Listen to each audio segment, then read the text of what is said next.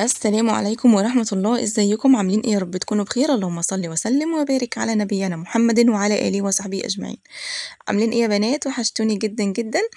الفيديو النهارده حلو أوي، أوي، أوي، إن شاء الله الفيديو النهارده هيكون تشجيعي جدًا وحماسي جدًا، جدًا، أول فيديو على القناة الجديدة بتاعتي، يا رب تكون فتحة خير عليَّ إن شاء الله، ويا رب القناة تعجبكم بأمر الله، وأحب أرحّب بكل حبايب قلبي إخواتي وصحابي اللي جايين من القنوات بتاعتي القديمة، وأحب أرحّب بأي حد وأي واحدة دخلت جديد القناة،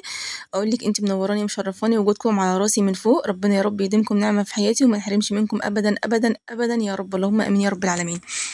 إن شاء الله يا بنات هاقدّم لكم شوية فيديوهات حلوين جدًا، جدًا، شوية فيديوهات تحفيزية وبأمر الله القناة دي هتبقى أحلى بكتير من القنوات اللي فاتت بأمر الله، وهنعوّض فيها كل حاجة حلوة. هنعمل فيها حاجات كتير أوي يا بنات، وهنعمل مع بعض تفريزات بقى لشهر رمضان، وهاقول لكم إيه اللي أنا باعمله بيوفّر عليَّ كتير جدًا، جدًا، وإيه من الأساسيات اللي لازم باعملها لشهر رمضان. النهارده بأمر الله هاعمل معاكم أهم تفريزات شهر رمضان اللي هي المهمة جدًا، يعني أهم التفريزات اللي أنا باحتاجها فعلًا في شهر رمضان، والفيديو جاي برضه بأمر الله هاكمّل معاكم برضه فيه أهم التفريزات برضه، الحاجات اللي هي المهمة جدًا اللي هي لازم دي بافرّزها وبتكون موجودة عندي بأمر الله في شهر رمضان. أول حاجة كده يا بنات أنا كنت جِبت سمنة بلدي، عملت كيلو كده سمنة بلدي قُلت أسيّحها كده وإيه وأعملها يعني، وجِبت كده علبة سمنة اللي هي كريستال من الكبيرة اللي أنتم شايفينها دي، عبارة يا بنات عن 2 كيلو ونُص، 2 كيلو ونُص سمنة صافي تمام، فأنا جبتها كده وجبت الكيلو دي وسيّحتها كده زي ما أنتم شايفين، وهابدأ إن أنا أجيب برطمان كده وهاوريكم أنا باعقّم البرطمان بتاعي إزاي، بس أول حاجة أنا باحط علبة السمنة هنا لحد ما تسيح معايا وتقدح كده والاقيها قدحت خلاص، بابدأ إن أنا أحط لها السمنة البلدي، ممكن تقسمي السمنة دي نُصّين، تحطي نُص على علبة الكريستال دي، والنُص التاني تبدئي إن أنتِ تحطيه في برطمان لوحده وتعينيه على جنب إيه لأي حاجة أنتِ تحتاجيها، أو لو أنتِ حابة إن أنتِ تحطيها كلها تضيفيها كلها السمنة البلدي على السمنة دي حطيها، بتدّي taste حلو أوي يا بنات، وبتخلّي السمنة دي ريحتها تحفة وطعمها تحفة في الطبيخ معاكِ، بتبقى حلوة جدًا، جدًا. فأنا بصراحة باحب أعمل كده بحيث إن أنا يعني بادمج الاتنين مع بعض، والسمنة البلدي لمّا بتتحط مع السمنة الكريستال دي بتدّيها طعم حلو أوي، بتدّيها ريحة حلوة أوي، أوي، عشان إن شاء الله بأمر الله طبعًا أنتم عارفين بقى في رمضان يعني الحلويات بقى والحاجات دي بتبقى محتاجة السمنة البلدي فيها بيبقى ريحتها حلوة أوي وطعمها حلو جدًا، فعشان ما نهدّرش من السمنة البلدي لإن السمنة البلدي دلوقتي غالية جدًا، فإحنا هنعمل إيه، هاعمل زي ما أنا عملت كده بحيث إن أنا باخد من السمنة دي بقى وأبدأ إن أنا أعمل حلويات، أعمل كل حاجة، الوصفات كل حاجة. طبعًا هتحتاجيها كتير في رمضان، فبتبقى حلوة أوي بتدّي taste حلو يا بنات، طعمها بيبقى جميل جدًا، جدًا. فدي من الحاجة اللي لازم أساسي كده باعملها معايا قبل رمضان، بتوفّر عليَّ كتير جدًا، جدًا، والعلبة دي بتقعد معايا كتير أوي، أوي. فأنا كانت خلاص السمنة اللي عندي أصلًا خلصت، عشان كده أنا عملتها من دلوقتي، قُلت إيه يعني أستخدمها برضه عشان إيه أنا ما بقاش عندي سمنة، فقُلت أستخدمها ما شاء الله، ما شاء الله عملت معايا كمية حلوة جدًا، جدًا، هتشوفوا معايا كده الكمية في الآخر يعني تقدري من كيلو سمنة بلدي تعملي منه حوالي 3 كيلو أو 3 كيلو ونُص سمنة، يعني تحوّليه ل3 كيلو ونُص سمنة، يرمي معاكِ كمية كبيرة جدًا بالحركة اللي أنا قُلت لِك عليها دي، وبتبقى حلوة أوي، أوي، أوي معاكِ بصراحة. كمان كنت جِبت فرختين كده وقُلت إيه، أبدأ إن أنا برضه أحطّهم في أكياس كده وأرميهم في الفريزر، لمّا باجيب الفراخ يا بنات باخلّي الفرارجي يعمل لي الصدور بتاعتها بانيه، لإن إحنا من الناس اللي مش بنحب ناكل الصدور كده مسلوقة فاهمينّي؟ فب بن باخلّي الفرارجي يخلي لي الصدر بتاعها، وبابدأ أحط صدرها في كيس كده وأعينه في الفريزر، وبابدأ إن أنا مثلًا الوركين مع الجزء كده دول كده أعملهم مرّة، فأنا هاقسّمهم كده والنهارده كنت محتارة كده في الأكل، قُلت يا ترى هاعمل أكل إيه أو غدا إيه، فقُلت كده آخد جزء من البانيه كده وأبدأ إن أنا أتبّله كده وإيه، وأعمله بما إني لسه الحاجة إيه جاية ولسه الحاجة صابحة، وأنا كده، كده محتارة مش عارفة أعمل أكل إيه، فقُلت أعمل كده شوية بانيه كده جنب شوية إيه، رز بسمتي. المهم التتبيلة بتاعتنا سهلة وبسيطة جدًا، جدًا، ممكن تعملي التتبيلة دي على فكرة وتبيّتي البانيه فيها لتاني يوم، وبعد كده تبدئي إن أنتِ تحطيه في علبة وتقفّلي كويس وتعينيه في الفريزر وتعينيه لرمضان، بيطلع معاكِ متّبل وزي الفل، وبتطلّعيه يا دوبك تحطيه في البقسماط على طول، وهتشوفي الطريقة اللي أنا باعملها بيها سهلة وبسيطة، ويا دوبك تحطيه في البقسماط الفيجيتار وتبدئي إن أنتِ تحمّريه على طول، تقليه على طول، بيبقى سهل وبسيط جدًا، جدًا، وفي كمان ناس بتحب إنها تحط عليه الcover وكل حاجة بحيث إنها تطلّعه وتحمّره على طول، كل ده بينجز معاكِ وقت ومجهود كبير جدًا، جدًا في شهر رمضان. فإن شاء الله بأمر الله نعمل شوية تجهيزات حلوة جدًا، جدًا تنفعنا،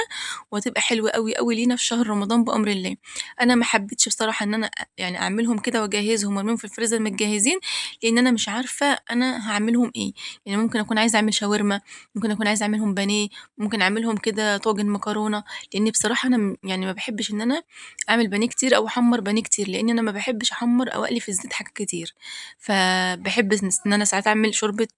مشروم بتبقى حلوة جدًا، جدًا. أعمل مثلًا طاجن مكرونة وأحط عليه كده جبنة موتزاريلا من على الوش، بيبقى تحفة وطعمه حلو جدًا. أعمل صينية مكرونة بشاميل بالفراخ، بتبقى حلوة أوي، أوي. فعشان كده أنا ما حبيتش إن أنا يعني أعملهم وأتبّلهم وأعينهم في الفريزر، سِبتهم كده عشان خاطر لمّا أشوف هاعمل أكل يعني أنهي أكلة وأطلّع وأعمل على طول، مش هياخد منّي وقت. فممكن لو أنا عايزة أعمل بانيه أو حاجة أطلّعه من بالليل يفُك معايا وأتبّله وأضبّطه وأعينه في التلاجة لتاني يوم عادي ما فيهاش مشاكل يعني. بس هو كده برضه من الحاجات اللي إيه بتسرّع معاكِ، يعني لو أنتِ مثلًا من الناس اللي لأ أنتِ عايزة تعملي بانيه أو كده وأنتِ عارفة إن الأكلة اللي أنتِ هتعمليها إيه، فأنتِ تبّليه من دلوقتي واعمليه بينفع معاكِ جدًا. بُصّوا هنا أنا سهيت على السمنة شوية فأنتم لأ لمّا تيجوا تعملوها يا بنات يعني خلّوها فاتحة شوية، اطفوا عليها لمّا تلاقوها كده إيه، يا دوبك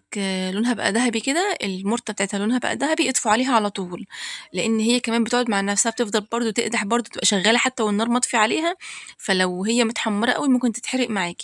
هنا كنت بقى زي ما قُلت لكم أنا كنت حاطة السمنة هنا على النار لحد ما تقدح معايا، وبعد كده هابدأ أصفّي فيها السمنة البلدي اللي في الحلة، وبعد كده أجيب البرطمانات وأبدأ إن أنا أعقّمهم بنفس الطريقة اللي أنا عقّمت بيهم البرطمان ده، وأبدأ إن أنا أرُص بقى كده في قلب إيه، أصفّيهم بقى في قلب إيه، في قلب البرطمانات يعني وأعينها بقى في التلاجة معايا بتنفعني جدًا، جدًا، باحطها بقى في التلاجة كده وأطلّع منها على قد الكمية اللي أنا عايزاها، أطلّع برطمان، برطمان، يخلص أطلّع غيره. باحب أعمل كده جدًا، ما شاء الله شوية السمنة الصغننين البلدي اللي أنا حطيتهم دول ادوها ريحة حلوة جدًا وطعم حلو أوي، أوي، أوي بصراحة. قُلت عشان بقى في رمضان كده أمّا آجي أعمل حلويات، عشان نعمل شوية قراقيش، نعمل شوية كوكيز، نعمل أي حاجة يبقى فيها نَفَس كده وطعم وريحة السمنة البلدي بيبقى طعمها حلو. وهنا شوية المُرتة بقى اللي اتفضّلوا معانا، المُرتة دي طبعًا كلنا بنحبها، فولادي بيحبوها جدًا، جدًا وأنا باحبها أوي، أوي بصراحة. بنبدأ بقى كده نمسك لقمة عيش كده ونبدأ إيه، ناكلها كده يبقى طعمها حلو جدًا، جدًا، ما شاء الله. اللي وصلت معايا لحد هنا من الفيديو تقول إن أنتِ وصلتِ معايا لحد المُرتة اللي أنا عملتها واتحرقت منّي. اكتبوا لي كده في التعليقات، إحنا فضلنا معاكِ يا ولاء لحد المُرتة اللي اتحرقت منِّك خلاص؟ هاكون مبسوطة جدًا لمّا تقولوا لي كده. المهم ما تنسيش بقى طبعًا لو أنتِ جديدة معايا تشتركي في القناة كده وتفعّلي الجرس عشان يوصل لِك كل جديد إن شاء الله، وتكتبي كومنت قمر زي كده تعرفيني إن أنتِ جديدة معايا في القناة، عشان أرحّب بيكِ كده في القناة عندي إن شاء الله، وتنضمي كده وتبقي أخت من أخواتي بأمر الله. ربنا يا رب يجعلها فتحة خير عليّا، ويجعلها باب رزق حلو ليّا، ويجعلها القناة دي يا رب وشّها خير وسعد وهنا عليّا بأمر الله، وعلينا كلّنا يا رب، وتنول رضاكم كده وتعجبكم، وتكون كده محفّزة ليكم. وتدّيكم كده طاقة إيجابية بأمر الله. هنا كنت جايبة رُز بسمتي كده وخدت منّه شوية قُلت أعملهم، والباقي ده كده أنا هاحطّه في أكياس وهاعينه لشهر رمضان بأمر الله. أنا كنت جايبة 2 كيلو رُز، قُلت هاجيب 2 كيلو رُز بسمتي أعينهم لشهر رمضان أقسّمهم كده إرباع، ولكن أنا كنت محتارة أعمل جنب البانيه إيه، فجوزي قال لي اعملي كده شوية إيه، رُز بسمتي يعني هيبقى حلو. فقُلت خلاص ماشي آخُد ربع كيلو كده أعمله، يبقى كده معايا إيه 3/4، أعمل بقى أقسّمهم كده في رمضان طبعًا كل ربع أعمله لوحده. طبعًا الرز البسمتي يا بنات ما شاء الله من الحاجات اللي بترمي معاكِ كمية حلوة جدًا، وترمي معاكِ كمية محترمة، فما تعمليش كتير عشان خاطر ما يفيضش معاكِ. أنتم عارفين طبعًا شهر رمضان إحنا مش بنحب إن إحنا ناكل فيه أكل بايت، معظمنا طبعًا ما بيحبش ياكل أكل بايت، فاعملي أكل كده على القد بيبقى أحلى كتير، كتير. يعني كل يوم تعملي أكل كده مختلف ويبقى صابح وحلو، أحلى من إنِّك أنتِ تعملي أكل ويبقى بايت معاكِ في شهر رمضان بالذات مش بيبقى مستحب خالص، خالص. فاعملي كده كميات مناسبة على قدكم كده بتبقى أحلى كتير.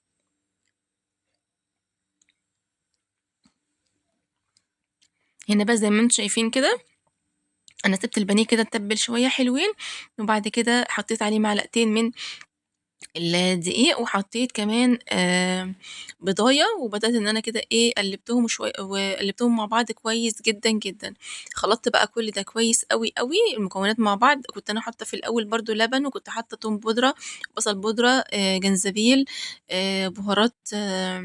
بهارات مشكّلة، كنت حاطة فلفل أسود، ملح، آمم شوية بابريكا، وبدأت إن أنا إيه حطيت فيه البانيه الأول وعينته كده تبّلته وسِبته شوية حلوين يعني حوالي ساعتين كده، وبعد كده إيه رجعت تاني. بُصّي مثلًا إكمنّي كنت مستعجلة ما سِبتوش كتير، أمّا أنا لو مش مستعجلة أنا ممكن أسيبه ليلة كاملة أو أقل حاجة 5، 6 ساعات عشان بيدّي معاكِ taste حلو جدًا. المهم جِبت هنا كان عندي بقى الفيجيتار اللي أنا جايباه ده يا بنات فيجيتار سايب أنا جايباه من عند العطار، حلو جدًا، جدًا، يعني مش مقاطعة خالص، هتلاقي أي عطار بيبقى عنده كده فيجيتار سايب كده بيبقى حلو أوي، وطعمه حلو جدًا على فكرة أحلى من الفيجيتار بتاع كنور والحاجات دي خالص. جِبته كده حطيت شوية وحطيت عليهم معلقتين من الدقيق، وحطيت معلقة كمان من النشا بتدّي قرمشة وبتدّي طعم قصدي لون حلو أوي، أوي للبانيه يا بنات ومش بتخلّيه يتحرق معاكِ. لو أنتِ من الناس بتحبي تحطي بقسماط حطي، أنا بصراحة مش يعني باكتفي كده، فاهمينّي؟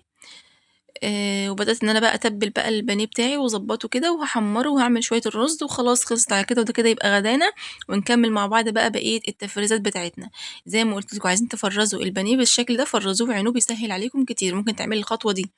لحد ما أنا عملت كده وحطيت الcover وتبدئي إن أنتِ ترصيهم في أطباق كده وبين كل طبقة بتحطّي كيس كده من أكياس التلاجة تفتحيه وتحطّيه وتحطّي الطبقة اللي بعدها علشان خاطر يا بنات ما يلزقش منكم في بعض لمّا تيجوا تطلّعوه. بتحطيه بقى كده وبعد كده بتدخّليه الفريزر عندِك وتحفظيه بقى خلاص، بيبقى سهل جدًا، تيجي تطلّعيه في رمضان يا دوبك تطلّعيه على التحمير على طول، يا دوبك تطلّعيه يفُك منِّك كده وتبدئي إن أنتِ إيه تحمّريه، بيبقى بقى حاجة كده جميلة وسهلة ويعني ما بتاخدش منِّك وقت خالص، خالص. هنا كنت خلاص عملت بقى شوية الرز وسِبته بقى كده على النار، قُلت إيه براحته كده يستوي براحته، على ما يستوي أكون أنا حمّرت البانيه، خلاص، فحطيت كده بقى البانيه معاكم وأبدأ إن أنا أحمّر البانيه وفاض منّي كمان يعني أنا كنت جايبة يا بنات فرختين. فرختين عملت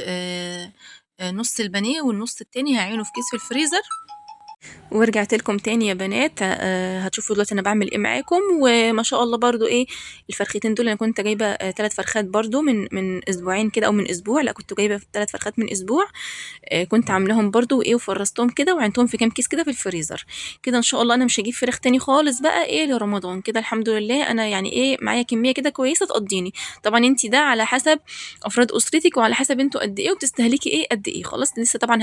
هاجيب لحمة بقى وهاجيب لحمة مفرومة وهاجيب حاجات تانية وكبدة بقى وحاجات، فالحاجات دي طبعًا بتوفّر معايا شوية فاهمين؟ فأنتِ طبعًا على حسب الحاجة اللي أنتم بتحبوها والحاجة اللي أنتِ هتجيبيها والحاجة على قد أفراد أسرتِك مثلًا أو على قد الوجبات اللي أنتِ بتعمليها، خلاص فأنا باجيب على قدّي، كل واحد بيجيب إيه على قدّه. أنا قُلت اكتفيت خالص بدول، أنا خدت الصدر كده يعتبر من فرخة تمام، يبقى أنا كده معايا إيه، كنت أنا يعني كده يبقى أنا عندي 5 فرخات بس في فرخة فيهم ما فيهاش صدر خلاص، فأنا قسّمتهم على قد الوجبات بالضبط وعلى قد أفراد أسرتي وعينتهم في الفريزر، قُلت إن شاء الله بأمر الله دول مش هاجي يَمّتهم، والله يا بنات من أسبوع فرق الفراخ زادت جدًا، يعني أنا الأسبوع اللي فات كنت جايباها كان الكيلو كان عامل هلم بقى الدنيا دي 78. كلها كده. بصوا هلم الدنيا دي دلوقتي اغسل المواعين علشان بقى ايه نحط بقى الفراخ مع بعض تمام. وده هنا بصوا كده فاض اكل اهو، وهنا السمنه خلاص بردت معانا، نبدا بقى ان احنا نحطها في البرطمانات تمام. هلم انا الدنيا دي بقى، هلم كل ده هنا تمام، وبعد كده ابدا ايه نرص مع بعض البرطمانات إن النهارده كنت جايباها كانت عاملة 86 فشُفتوا الفرق قد إيه، يعني كبير، فرق كبير طبعًا زادت جدًا. كنت أنا منزّلة لكم في الفيديو اللي فات طبعًا قُلت لكم إن الحاجة في بداية السنة هترفع، وفعلًا زي ما أنا قُلت لكم بالضبط، الحاجة فعلًا دلوقتي رفعت جدًا، جدًا، يعني كيلو الفراخ كان فيه 8 جنيه زيادة، فقُلت إيه ده يالّا الحمد لله. المهم هنا طبعًا كانت السمنة معايا خلاص جاهزة كده وكانت بردت معايا، جبت البرطمانات طبعًا بعد ما عقّمتهم بقى زي ما أنتم شايفين طبعًا كانوا مغسولين وناشفين وزي الفل، بدأت إن أنا أعقّمهم كده على البوتاجاز زي ما شُفتوا معايا، وبعد كده بدأت إن أنا بقى أعبّي كده البرطمانات وسِبتها كده على جنب، وقُلت لمّا تهدى خالص، خالص أبدأ إن أنا بقى إيه أدخّلها التلاجة خلاص، يبقى دي كده بُصّوا ما شاء الله رمت معايا كمية محترمة من السمنة، ما شاء الله شوفوا هيبقى معايا دلوقتي كام برطمان من السمنة ما شاء الله، أنا باعينهم في التلاجة زي ما قُلت لكم وباطلّع برطمان، برطمان، برطمان يخلص منّي باغسله واعينه واطلّع إيه، واطلّع غيره، زي ما أنتم شايفين كده ما شاء الله رمِت معايا حبّة حلوين، البرطمان ده يا بنات بيشيل كيلو، يعني البرطمان ده كده بيشيل كيلو، فشوفوا ما شاء الله رمِت معايا قد إيه، والشوية دول يا بنات دول كده دي السمنة البلدي اللي طلعت معايا. دي طبعًا أنا سايباها مثلًا لو حابة إن أنا أعمل أي حاجة بيها ومحتاجاها مثلًا أقلي بيضتين، أعمل أي حاجة، باطلّع منها هي السمنة البلدي دي لوحدها وأعمل منها على طول. فما شاء الله شوفوا بقى كيلو سمنة بلدي رمى معايا قد إيه. جيت هنا كمان برضه الفراخ هابدأ إن برضه أحطهم في أكياس زي ما قُلت لكم كده برضه وأعينهم في الفريزر. هاحط الوركين مع مع الأجزاء بتاعتها مع هاحط الوركين بالإيه، بالجزء بتاع الفرخة، يعني كده الفرخة هاحطها في قلب الكيس بس من غير الصدر بتاعها طبعًا، الصدر بتاعها إحنا خاليناه، فطبعًا أنا الوراك دي طبعًا ما شاء الله هي كبيرة، فهابدأ إن أنا إيه، لمّا آجي أسوّيها يعني هاقسّم الورك على 2 فاهمين؟ بيبقى حلو يعني، لإن ما شاء الله الفراخ كانت كبيرة، ومعاها كمان الأجزاء بتاعتها، فإيه هنمشّي نفسنا بيها يعني. وزي ما قُلت لكم إحنا في رمضان بنحب إن إحنا نعمل الأكل صابح كده، ما نحبش إن الأكل يكون بايت معانا. هنا حطيت بقى أحط على قد ال الوجبات يعني وعلى قد ما إحنا هناكل إيه، شوفوا أنتم على قدكم عددكم إيه، وابدئي إن أنتِ إيه، وزّعي بقى، فالحاجة دي إيه، يعني في إيدِك أنتِ.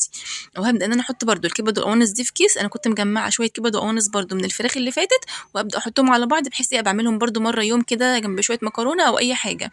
والبانيه برضه حطيته أهو في كيس وأعينه برضه في الفريزر، وكان عندي 3 أكياس بانيه برضه من الفراخ اللي فاتت، لإني كنت أنا قايلة لكم كنت جايبة 3 فرخات وكنت حاطة كل صدر يعني كنت حاطاه في كيس، فكده معايا إيه، معايا كده 4 صدور بانيه، أعمل بيهم بقى أي حاجة، الصدر الواحد يكفّي معايا مرّة حاجة حلوة يعني. ممكن أنا مثلًا أعمل صينية مكرونة بشاميل، أعمل صينية طاجن مكرونة، أعمل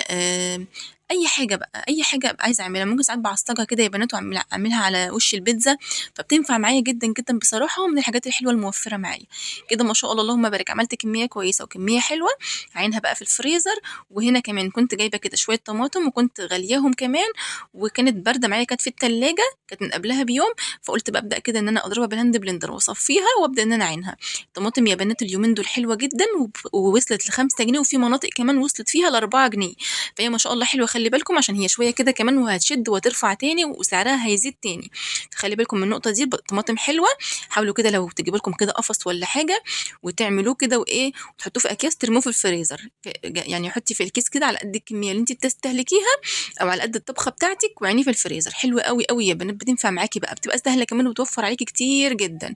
ولا بتوفّر عليكِ وقت ومجهود، أي نعم ده وقت إحنا بنتعب فيه شوية، ولكن الوقت ده بُصّي سبحان الله، بعد كده أنتِ بترتاحي وبتوفّر عليكِ وقت ومجهود كبير. يعني أنا دلوقتي مثلًا عملت الحاجات أهي وقفت وتعبت في اليوم ده جدًا، ولكن بعد كده بتوفّر عليَّ بقى إن أنا مثلًا ممكن أطلّع كيس الصلصة على طول يا دوبك أعمل الأكل على طول. طبعًا الفراخ معايا نضيفة وزي الفل وأنا ناقعاها ومش ما فيهاش أي حاجة، يعني مش لسه هازفّر تاني فاهمينّي؟ الميزة يا بنات اللي أنا باعملها أمّا باجيب كمية كده فرختين 3 مثلًا وأعملهم مرّة واحدة، إن أنا مثلًا الزفارة عندي بتبقى مرّة واحدة فاهمين؟ يعني أنا بازفّر الحوض مرّة واحدة وباغسلهم مرّة واحدة وخلاص. بعد كده دوبك أنا باطلّعها باحطها في طبق، يا دوبك كده إيه تفُك معايا واشطفها شطفة سريعة وابدأ إن أنا إيه أسويها على طول. ليه بقى؟ لإن أنا خلاص أنا غسلتها ونقعتها وضبّطتها وكل حاجة، فبدل ما كل مرّة أفضل أجيب في فرخة وأزفّر في الحوض وأعمل مش عارفة إيه لأ، باجيب كمية كده مثلًا 3 والّا حاجة على قد ما أنا عايزة، يبقى الحوض اتزفّر مرّة واحدة وبذلت مجهود وتعبت مرّة واحدة وخلاص. بعد كده الحاجة بقى إيه، بيبقى تطبيقها سهل، يعني أنتِ بقى تطبّقي تعملي الأكل كده بيبقى سهل بقى، ما بياخدش منِّك وقت خالص، خالص. بالذات كمان لمّا تجيبي لحمة بقى وتبدئي إن أنتِ كده تعصّجيها كده وأنتِ واقفة كمان، وتحطيها في أكياس برضه في الفريزر، بتنفعِك جدًا، جدًا، ومن الحاجات المنقذة بصراحة الحلوة أوي. لو عايزة تعملي بيتزاية بتطلّعي بتفُك منِّك على طول، ما بتاخدش وقت. عايزة تعملي صينية مكرونة، عايزة تعملي شوية سمبوسة، طبعًا أنتم عارفين بقى رمضان بقى والسمبوسة والحاجات دي بتحلو أوي في رمضان، فما بتاخدش منِّك برضه وقت. تعملي صينية جلاش، أي حاجة بُصّي بتبقى سهلة معاكِ، يا دوبك بتطلّعي اللحمة معاكِ جاهزة متعصجة جاهزة، ما بتاخدش وقت خالص، وتبدئي إن أنتِ تطبّقي الأكل على طول في ثانية بتكون إيه خلّصتِ. طبعًا إحنا عارفين شهر رمضان بيبقى فيه يا بنات عايزين إن إحنا نوفّر وقت فيه عشان يعني إيه، يبقى يعني نوفّر وقت للعبادة أكتر، بيبقى أكتر من إن إحنا نقف في المطبخ، مش عايزين نشغل نفسنا في المطبخ بقى بوقت كبير ونفضل واقفين ونضيّع وقت على الفاضي والكلام ده، لأ إحنا عايزين يا بنات يبقى نسهّل على نفسنا الدنيا كده، ونسهّل على نفسنا الوقت كده عشان خاطر إن شاء الله بأمر الله نوفّر وقت لينا إن إحنا الوقت ده يبقى للعبادة أكتر، بحيث إن إحنا شهر رمضان يا بنات ما بيجيش غير مرّة في السنة، هي مرّة، فعايزين نطلع فايزين منه كده إن شاء الله. واكتبوا كده يا بنات شوية دعوات كده إن شاء الله وتقولوها كده كل يوم كده، اسحبي ورقة كده، يعني مثلًا اكتبي شوية دعوات كده في اكتبي 30 دعوة كده كل دعوة نفسِك فيها اكتبيها كده في ورقة، وابدئي حطيها في برطمان، وكل يوم ابدئي شدي منها ورقة وادعي الدعاء ده طول اليوم، وتعالي كده كمان قبل الفطار ابدئي إن أنتِ ادعيه قبل ما تفطري، طبعًا ربنا سبحانه وتعالى بيبقى إيه بيقبل دعوة الصايم، فتعالوا كده وقتها كده وابدئي إن أنتِ تدعي بالدعوة دي إن شاء الله ربنا يحقق لِك كل اللي أنتِ نفسِك فيه وكل اللي أنتِ بتتمنيه، فإن شاء الله كده نقضّي رمضان يكون كده يا رب رمضان يكون مقبول علينا، مقبول كده ادعوا يا بنات كتير اللهم بلغنا رمضان يا رب العالمين، اللهم بلغنا رمضان لا فاقدين ولا مفقودين، اللهم بلغنا رمضان وإحنا في أتم صحة وأحسن حال يا رب العالمين، ربنا يا رب يبلغنا رمضان وكل الدول اللي مسها الضر كده يا رب تكون اتحررت، وربنا يا رب يحرر فلسطين كده يا رب اللهم آمين يا رب العالمين، وييجي عليهم رمضان كده وهم طيبين وبصحة ومجبورين كده يا رب ومتيسر أمورهم ومنصورين يا رب اللهم آمين، والسودان وكل البلاد اللي مسها الضر يا رب، ربنا يا رب ينصرهم نصرًا عزيزًا اللهم آمين يا رب العالمين. ادعوا كتير يا بنات كتير أوي، أوي، الدعاء الأيام دي حلو أوي، أوي، والأعمال فيها مضاعفة، يعني الخير فيها مضاعف والشر فيها برضه مضاعف، خلّي بالكم من النقطة دي، واحد عمل خير الحسنة ب10 أمثالها، يعني عملتِ خير ربنا بيضاعف لِك الأجر بتاعها، لو واحد عمل ذنب برضه يا جماعة الذنب بيبقى مضاعف هنا والذنب بيبقى كبير وعظيم جدًا، جدًا، فاغتنموا الوقت اللي إحنا فيه ده، شهر رجب يا بنات شهر حلو جدًا من الأشهر الحرم، ومن الأشهر اللي الدعاء فيها بأمر الله مستجاب، والأعمال فيها بتُرفع إلى الله، اللي هي بتبقى الأعمال فيها مضاعفة، فإن شاء الله بأمر الله نكتسب كده فيه خير ونكتسب فيه كل حاجة حلوة، اعملوا كل الخير يا بنات،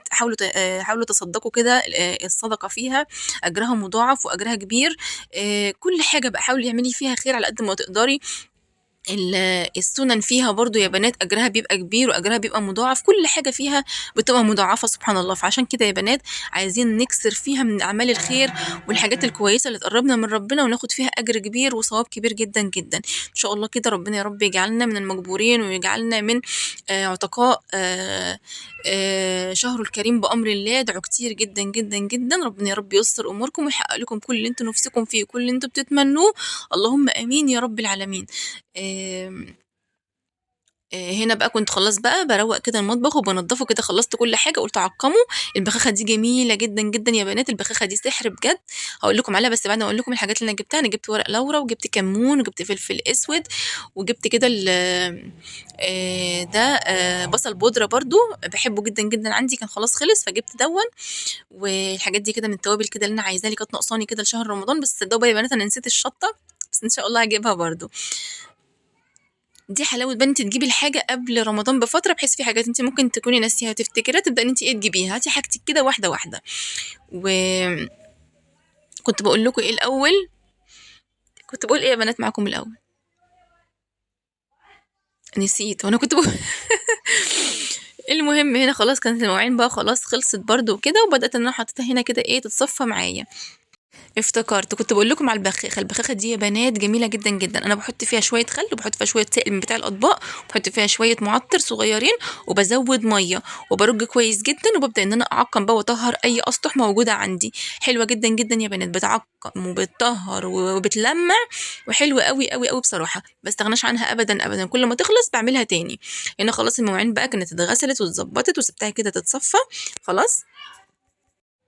أهو كده قُلت بقى تتصفّى براحتها خالص، خالص، وأكون أنا إيه خلّصت بقية المطبخ. بصراحة لحظة السعادة بالنسبة لي لمّا بقى باخلّص مطبخي كده وأشطّبه قبل ما أنام، وبتبقى الدنيا عندي رايقة ونضيفة زي الفل. بصراحة بيبقى فاتح نِفسي تاني يوم إن أنا أقوم بقى أعمل فطار رايق كده، أعمل حاجة حلوة في المطبخ، فاهمينّي؟ بصراحة دي أحلى لحظة، يعني أكتر حاجة بابقى سعيدة وأنا نايمة وهي نضيفة عندي هو المطبخ، أكتر من أي حاجة بصراحة. فدايمًا كده يا بنات حاولوا ما تناموش غير والمطبخ عندكم رايق ونضيف، بيفرق جدًا، جدًا في نفسيتكم وفي نشاطكم تاني يوم، سبحان الله بتلاقي نفسِك تاني يوم صاحية نشيطة، ليكِ نِفس تفطري، ليكِ نِفس تدخلي المطبخ وتعملي فيه أكل، ممكن كمان يشجعِك إن أنتِ تعملي حاجة حلوة،